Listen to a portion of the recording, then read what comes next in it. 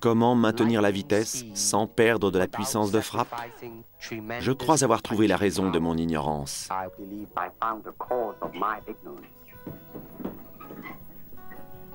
En Jeet Kune Do, un coup de poing est très précis et utile, surtout quand il y a une bagarre dans la rue.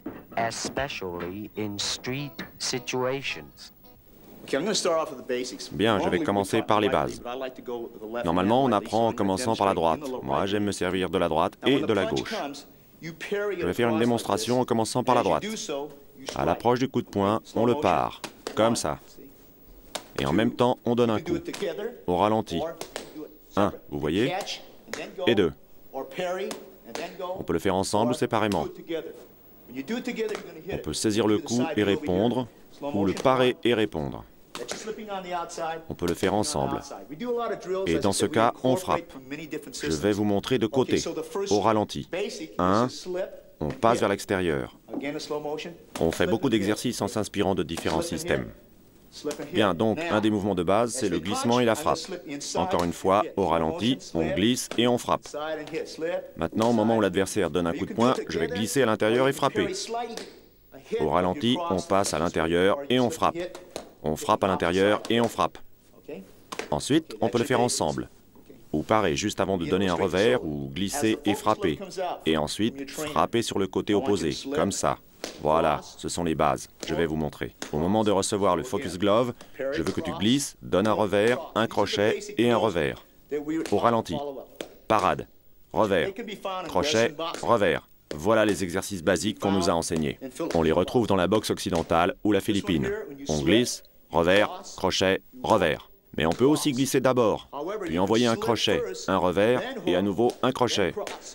Encore une fois, glissement, crochet, revers, crochet. Et quand l'adversaire envoie un coup droit direct, on peut également parer cette main et croiser ici. Quand il recule, tu donnes un revers, crochet, revers. Encore, glissement, revers, revers, crochet, revers. Encore une fois, glissement, revers, revers, crochet, revers. Une dernière fois, glissement, revers, revers, crochet, revers. Voilà, c'est ça la base. C'était juste un mouvement du bras, regarde. Tu vois, il n'y avait que le bras et les épaules. Les épaules étaient un peu tendues. Non, vraiment trop tendues. Regarde la différence. Là, tu as un peu utilisé les pieds. C'était bien. Les épaules sont trop raides. Tu remarqueras qu'au début, je disais que tu n'utilisais que les bras et les épaules. Là, ta main était très rapide, c'est très bien. Voyons maintenant ce que ça donne. Recommence encore une fois.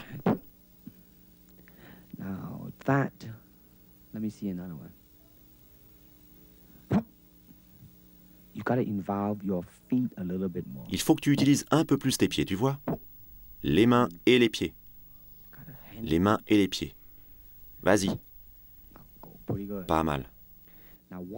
Regarde, quand je t'attaque, tu réagis en raidissant les épaules.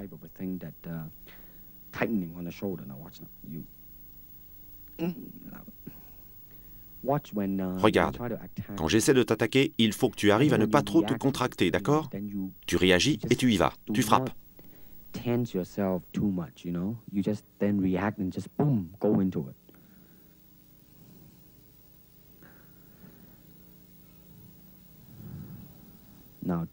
Là, tu utilises seulement les mains.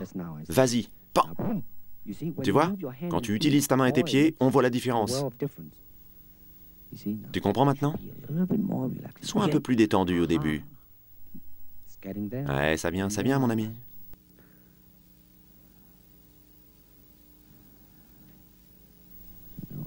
Regarde.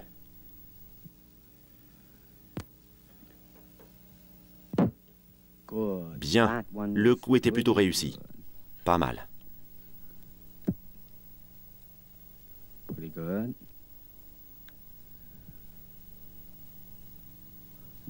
Non, là tu étais un peu trop tendu. Regarde. Bien, on pourrait l'utiliser dans un film.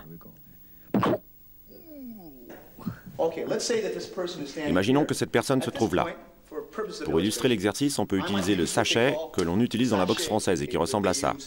Je peux commencer par un mouvement de Wing Chun. Ensuite, continuez avec de la boxe occidentale. Et plus tard, je peux utiliser une prise d'immobilisation proche du jujitsu.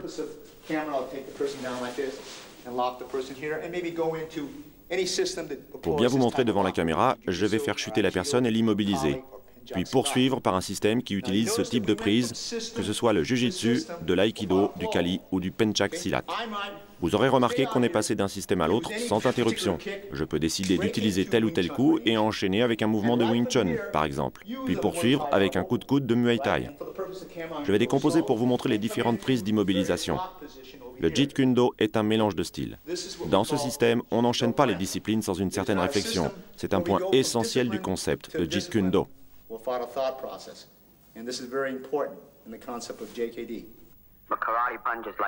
Au karaté, le coup de poing doit être aussi dur qu'une barre de fer.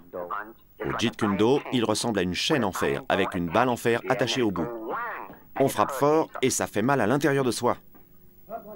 On recommence?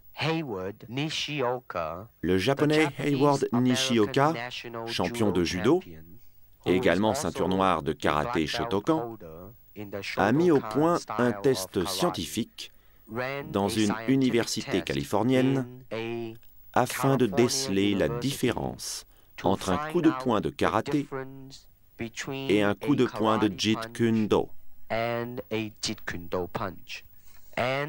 Il a découvert que le coup de poing de Jeet Kune Do est bien plus puissant et dévastateur que le traditionnel coup de poing de karaté.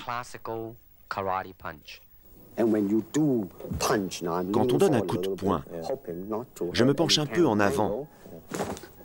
Il faut bien entraîner la hanche d'un coup sec et y mettre toute son énergie. Il faut que ça soit une arme.